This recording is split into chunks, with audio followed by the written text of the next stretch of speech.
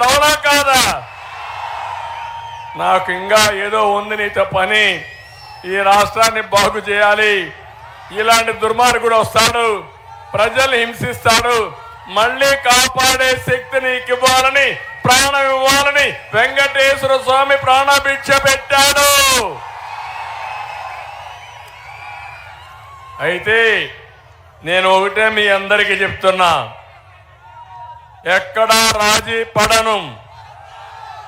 తెలుగు జాతి కోసం పోరాడుతున్నా, ఆంధ్రప్రదేశ్ కోసం పోరాడుతున్నా. ఒకప్పుడు ఏం చేశానో నా బ్రాండ్ మీకు అందరికీ అర్థమవుతుంది. అవునా కాదా? ఏం తమ్ముళ్ళు, నా బ్రాండ్ కింద జగన్మోహన్ రెడ్డి లెక్క అని మిమ్మల్ని అడుగుతున్నా. వీళ్ళ నాన్న ముఖ్యమంత్రి కాకమునిపే నేను ముఖ్యమంత్రి 9 ఏళ్ళు. పిల్ల కుంకుకి ఇంకా ఇవన్నీ అర్థం కావడంలా. నోరు కూడా బారేసుకుంటున్నాడు, కానీ నేను నోరు బారేసుకోవడంలా. ఏదేదో మాట్లాడుతున్నాడు. బాబాయిని చంపి గొడ్డలితో అనుకుంటున్నాడు, ఇప్పుడు అందరినీ చంపించి అనుకుంటున్నాడు. లేకపోతే కోడి కత్తి డ్రామా ఆడి ఎన్నికల్లో లాభం పొందాడు. ఈ విధంగా మళ్ళా చేయొచ్చు అనుకుంటున్నాడు. నేను ఒక విషయం మిమ్మల్ని అందరిని అడుగుతున్నా. ఈరోజు పెన్షనర్స్ విషయం మీరందరూ చూశారు. శవ రాజకీయాలు చేసే నీచమైన పార్టీ జగన్మోహన్ రెడ్డి పార్టీ. అవునా కాదా అని మిమ్మల్ని అడుగుతున్నా. ఎవరు పెట్టారు ఈరోజు రాష్ట్రంలో పెన్షన్లు? మొట్టమొదటిసారిగా నందమూరి తారక రామారావు గారు 35 రూపాయలు పెన్షన్ పెట్టాడు. అవునా కాదా తమ్ముళ్ళు అని మిమ్మల్ని అడుగుతున్నా.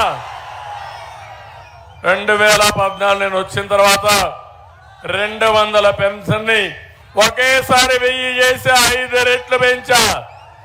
మళ్ళీ 1000ని 2000 చేశా. అంటే 5 సంవత్సరాల్లో 10 రెట్లు పెంచిన ఘనత తెలుగుదేశం పార్టీ. అవునా కాదా అని మిమ్మల్ని అడుగుతున్నా. అప్పట్లోనే 60 లక్షలకు ఇచ్చాం. నేను పింఛన్ ఇస్తే ఇప్పుడు ఒక 1000 రూపాయలు పెంచి దానికేదో వాలంటీర్లు పెట్టి, అంటే రాజకీయ దురుద్దేశాలతో చేసి ఇప్పుడు మనల్ని విమర్శిస్తున్నాడు. నేను అడుగుతున్నా, ఈ నెల పెన్షన్లు ఇవ్వాలా లేదా అని అడుగుతున్నా మిమ్మల్ని.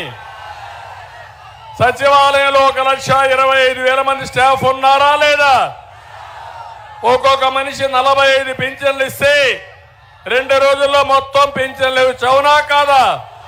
ఈరోజు ఎన్నో తారీఖు? 3వ తారీఖు అయిపోయిందా లేదా? ఇచ్చాడా పింఛన్లు? సచివాలయం డబ్బులున్నాయా? సచివాలయాలు బుద్ధి సిగ్గు లేకపోతే 28న ఒక జీవో ఇచ్చావు. ఈ నెల మేము 3వ తారీఖు పింఛన్లు ఇస్తారని చెప్పావు. అంటే ముందుగా ప్రణాళిక తయారు చేసుకున్నావు. అంటే వచ్చిన డబ్బులు 13,000 కోట్ల రూపాయలు కాంట్రాక్టులకు ఇచ్చుకొని, నీ మనుషులకు ఇచ్చుకొని లంచాలు మెక్కి ఈ పెన్షనర్స్, పేదవాళ్ళని, వృద్ధుల్ని బాధ పెట్టిన వ్యక్తి జగన్మోహన్ రెడ్డి. అవునా కాదా తమ్ముళ్ళు అని మిమ్మల్ని అడుగుతున్నా. ఈరోజు రమ్మన్నారు. ఎందుకు రమ్మన్నారు అని అడుగుతున్నా. 3 రోజులని చెప్తున్నా. మీరు పెన్షనర్స్ ని సచివాలయానికి పిలవద్దండి, మీరే ఇంటికి వెళ్ళండి. 2 రోజుల్లో ఇవ్వచ్చు, మీరు అనుకుంటే 1 రోజుల్లో ఇవ్వచ్చు. నీకు ముఖ్యమంత్రిగా చేత కాకపోతే, దద్దము అయితే నువ్వు దిగిపో, 1 డేలో ఏ విధంగా వాళ్ళని ఇచ్చి చూపిస్తా. నాకు అనుభవం ఉంది, 14 సంవత్సరాలు ముఖ్యమంత్రిని. నీ దగ్గర నేర్చుకోవాల్సిన అవసరం నాకు లేదు. చేసి చూపించిన వ్యక్తిని. వేషాలేస్తే తోక కట్ చేయడం కూడా తెలిసిన వ్యక్తిని. నోరు పారేసుకుంటే నోరు ముయించే శక్తి ఉండే వ్యక్తిని చెప్పి మరొకసారి మీ అందరికీ విజ్ఞప్తి చేస్తున్నా. ఈరోజు ఉదయం రమ్మంటారు సచివాలయానికి, డబ్బులు ఇవ్వరు, ఎండ్లో నిలబెడతారు, కనీసం వాళ్ళకి మంచినీళ్ళు ఇవ్వరు, ఒక షామినా ఇవ్వరు, లేకపోతే ఒక బట్టర్ మిల్క్ ఇవ్వరు. 1 2 చనిపోతే శవ రాజకీయాలు చేస్తావా? ఇవి ప్రభుత్వ హత్యలే. మీరే హత్యలు చేశారు పేదవాడిని, వృద్ధుల్ని. ఆ పాపం ఊరికే పోదు. జగన్మోహన్ రెడ్డి బాబాయిని చంపి ఇప్పుడు హత్య వేరే వాళ్ళ కూతురు పైన పెట్టే పరిస్థితికి వచ్చాం. ఏం తమ్ముళ్ళని అడుగుతున్నా, ఊకెళ్ళి బాబాయ్, ఊకెళ్ళి బాబాయ్, ఊకెళ్ళి బాబాయ్. ఎవరు చంపారు తెలుసు కదా మీకు? తెలుసండి చేలు పైకి ఎత్తండి, తెలుసనే వాళ్ళు చేలు పైకి ఎత్తండి. జగన్మోహన్ రెడ్డి, నువ్వు అనుకుంటున్నావు నేను చంపి ఏం చెప్తే అది ప్రజలు నమ్మతారని. అంటే అందరి చెవుల్లో పూలు పెట్టాలనుకుంటున్నావు, కానీ అందరూ కలిసి నీ చెవులో పూలు పెట్టి శాశ్వతంగా రాజకీయ సమాధి చేసే రోజు దగ్గరలోనే ఉంది. చేస్తారా లేదా? భూస్థాపితం చేస్తారా లేదా పార్టీని? తమాషా అనుకోవద్దు. వృద్ధులు చంపేస్తావా నువ్వు? వాళ్ళ ఘోష నీకు పట్టదా? 3 రోజుల నుంచి అరుస్తున్నా నేను. సిఎస్కు ఫోన్ చేశా, ఎలక్షన్ కమిషన్కు ఫోన్ చేశా. ఒకటే చెప్పాను, ఎందుకు వాళ్ళు రమ్మంటున్నారు మీరు? మొదటి తారీఖు ఎందుకు ఇవ్వరు? ఇవ్వండి అని చెప్పి డిమాండ్ చేశా. అధికారులు కూడా డ్రామాలు ఆడుతూ ఇలాంటి తప్పుడు పనులు చేసి శవ రాజకీయాలు చేస్తున్నారు.